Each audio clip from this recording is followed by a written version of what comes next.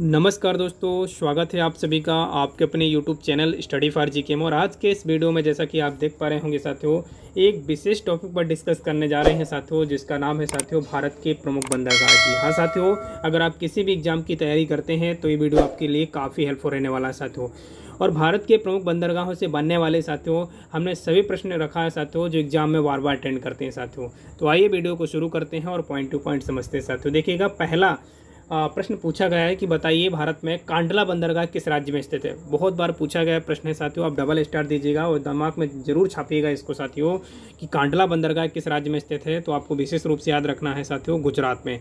गुजरात में कच्छ की खाड़ी पर स्थित है आपका कांडला बंदरगाह, विशेष रूप से आपको याद रखना है। नेक्स्ट देखिएगा, अगर हम वही बात करें सेकंड क्वेश्चन में, तो सेकंड क्वेश्चन में पूछा गया है कि विशाखापट्टनम बंदरगाह किस राज्य में स्थित है। बहुत बार पूछा गया है, आपको साथियों याद जरूर रखना है इसको कि विशाखापट्टनम बंदरगाह किस राज्य में है। ये आपका भारत के आंध्र प्रदेश राज्य में स्थित है, आपको याद रखना है। और याद रखिएगा साथियों, ये भारत का सबसे गहरा बंदरगाह है, आपको ये भी याद रखना है। क्लियर है?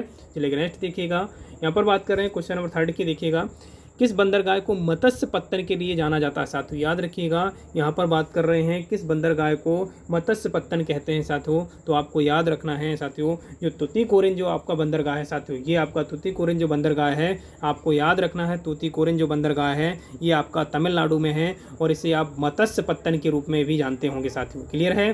चलिएगा नेक्स्ट देखिएगा, क्वेश्चन नंबर 4 की बात कर रहे हैं यहाँ पर। याद रखिएगा साथियों, यहाँ पर बात की जा रही है कि न्हावा शेवा जो बंदरगाह है भारत के किस शहर में स्थित है। तो आपको याद रखना है ये मुंबई शहर में स्थित है, आपको याद रखना है। विशेष रूप से आपको याद रखना है न्हावा शेवा जो बंदरगाह है वो कहाँ पर है, मुंबई में है, विशेष रूप से आपको याद रखना है। और मुंबई में मुंबई बंदरगाह भी विशेष रूप से स्थित है, आपको याद रखना है। क्लियर है? चलिएगा नेक्स्ट देखिएगा, वहीं अगर हम बात करें साथियों कि पारादीप बंदरगाह, बहुत बार पूछा गया है एग्जाम में, बार बार अटेंड करता है ये प्रश्न साथियों, दिमाग में छापिएगा। ये पारादीप जो बंदरगाह है आपको याद रखना है उड़ीसा में है, आपको याद रखना है। उड़ीसा के तटीय वाले इलाकों पर अगर हम बात करें तो पारादीप बंदरगाह स्थित है, आपको विशेष रूप से याद रखना है साथियों। क्लियर है? नेक्स्ट देखिएगा, यहीं अगर हम बात करें क्वेश्चन नंबर 6 की, तो यहाँ पर पूछा गया है कि हल्दिया कोलकाता जो बंदरगाह है किस राज्य में स्थित है साथियों। तो हल्दिया और कोलकाता जो बंदरगाह है एक ही बंदरगाह है। अगर हम बात करें तो हल्दिया कोलकाता बंदरगाह पश्चिम बंगाल में स्थित है, आपको ये भी विशेष रूप से याद रखना रहेगा साथियों। क्लियर है?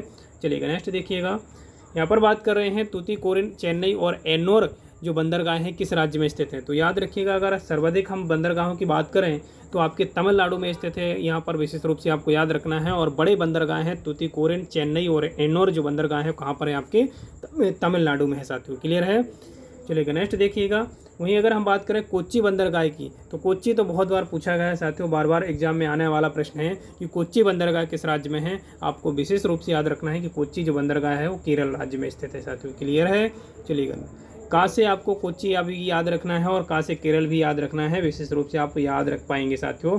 याद रखिएगा, क्वेश्चन नंबर 9 में पूछा गया है कि मारवा जो गोवा बंदरगाह है, मारवा गोवा बंदरगाह है किस राज्य में स्थित है। तो याद रखिएगा, लास्ट में गोवा लगा हुआ है और यहाँ पर गोवा है, विशेष रूप से आपको याद रखना है। तो ये रिलेट करके आप जरूर याद रख लीजिए कि मारवा जो गोवा बंदरगाह है वो भारत के गोवा राज्य में स्थित है साथियों। क्लियर है?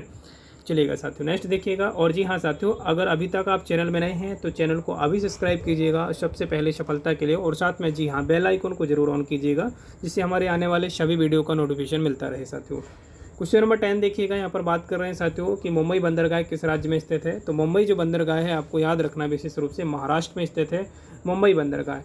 विशेष रूप से आपको याद रखना है मुंबई में न्हावा शेवा बंदरगाह भी है, आपको याद रखना है, यानी महाराष्ट्र में है, आपको विशेष रूप से याद रखना है। और मुंबई बंदरगाह खुद ही आपको याद रखना है। क्लियर है? नेक्स्ट देखिएगा, पोर्ट ब्लेयर की अगर हम बात करें तो इकलौता जो बंदरगाह है सबसे बड़े बंदरगाहों में गिना जाता है कि पोर्ट ब्लेयर बंदरगाह किस राज्य में स्थित है। तो आप सिंपल याद रख पाएंगे कि अंडमान निकोबार की जो राजधानी है पोर्ट ब्लेयर, और पोर्ट ब्लेयर में पोर्ट ब्लेयर बंदरगाह स्थित है, आपको याद रखना है। और पोर्ट ब्लेयर बंदरगाह कहाँ पर है साथियों, अंडमान निकोबार में है, जो अंडमान निकोबार की राजधानी है साथियों। क्लियर है?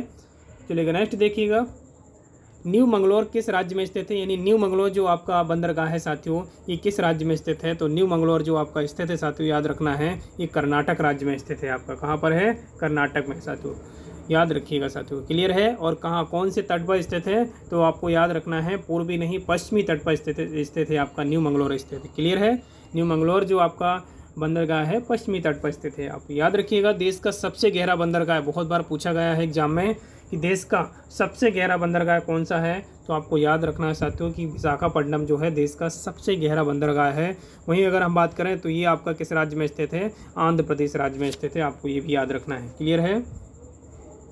चलिए क्वेश्चन नंबर 14 की बात कर रहे हैं। देखिए सारे साथियों, हमने यहाँ पर सारे वो क्वेश्चन रखा है जो एग्जाम में बार बार अटेंड करते हैं, और सारे के सारे क्वेश्चन एग्जाम ओरिएंटेड लिए हमने साथियों। क्लियर है।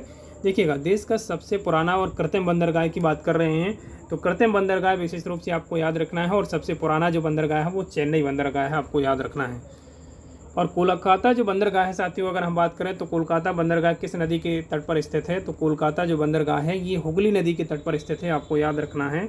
किस नदी पर स्थित है, हुगली नदी के तट पर स्थित है, आपको याद रखना है। और कोलकाता पहला शहर है देश का जहां पर अंडर वाटर ट्रेन चलाई जाने की घोषणा की गई है, यानी प्रस्ताव जारी कर दिया गया है, यानी यहाँ पर बात करें तो निर्माणाधीन है अंडर वाटर ट्रेन साथियों। क्लियर है।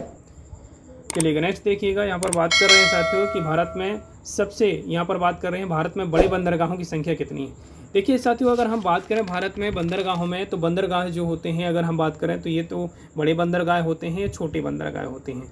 तो अगर हम बात करें संपूर्ण भारत में तो आपके 13 जो हैं प्रमुख रूप से बंदरगाह हैं जो बड़े बंदरगाह हैं।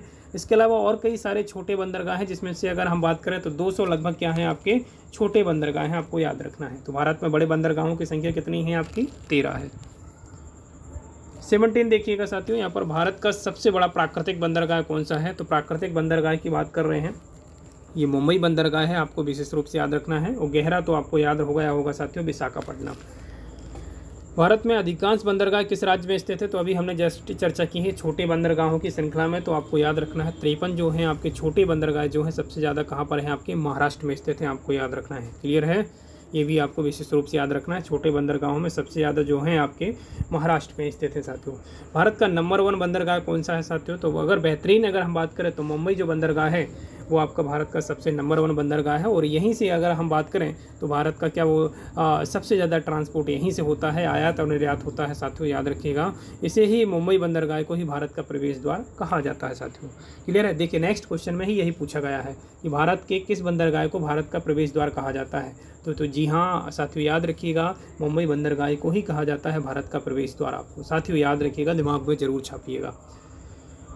चलिएगा साथियों, अब देखिएगा थोड़ा सा मैप के माध्यम से और क्लियर करता हूँ। देखिएगा ये थोड़ा सा मैप बनाने की कोशिश कीजिएगा, नोटबुक उठाइएगा और ज़रूर आप नोट करिएगा, इसको थोड़ा सा देखिएगा। ये जो आप मैप देख पा रहे होंगे इंडिया के मैप में, थोड़ा सा मैं क्लियर करता हूँ कि देखिएगा बंदरगाहों को 2 कैटेगरी में बांटा है, एक तो पूर्वी तट के बंदरगाह, एक पूर्वी तट के बंदरगाह, एक पश्चिमी तट के बंदरगाह। क्लियर है। तो अगर हम बात करें साथियों, सबसे पहले बात कर लेते हैं यहाँ पर पूर्वी तट के बंदरगाहों में। तो ये आपका जो देख पा रहे होंगे ये आपका पश्चिम बंगाल है। पश्चिम बंगाल में आपका हल्दिया कोलकाता अब आपका जो बंदरगाह है वो स्थित है आपका कहाँ पर, कोलकाता पश्चिम बंगाल में साथियों। हल्दिया कोलकाता बंदरगाह पश्चिम बंगाल में है। वहीं अगर हम जस्ट थोड़ा सा नीचे आएंगे तो ये पारादीप है। पारादीप जो है तटीय इलाके पर है और ये आपका उड़ीसा राज्य में स्थित है। जस्ट नीचे आएंगे तो पूर्वी तट में ही आंध्र प्रदेश स्थित है, जो भारत का सबसे गहरा बंदरगाह ही आप देख पा रहे होंगे, विशाखापट्टनम। जी हाँ, तमिलनाडु जो है साथियों पहला अगर हम बोल सकते हैं कि भारत का इकलौता शहर है जहाँ पर सबसे बड़े बंदरगाहों की श्रृंखला में 3 बंदरगाह यहाँ पर स्थित हैं। ये देख लीजिएगा आप, तुतीकोरिन और चेन्नई और एन्नोर बंदरगाह आप देख ही सकते हैं यहाँ पर। क्लियर है।